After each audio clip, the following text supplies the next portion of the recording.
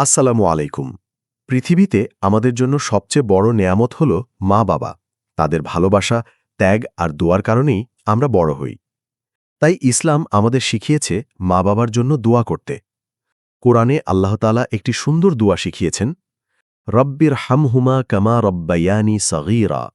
অর্থ, হে আমার প্রতিপালক, তাদের উভয়ের প্রতি রহম করুন, যেমন তারা আমাকে ছোটবেলায় লালন-পালন করেছেন।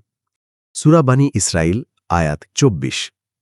আরেকটি দোয়া, রব্বানা গফির লি ওয়ালি ওয়ালিদাইয়া ওয়ালিল মুকমিনিনা ইয়াউমা ইয়াকুমুল হিসাব।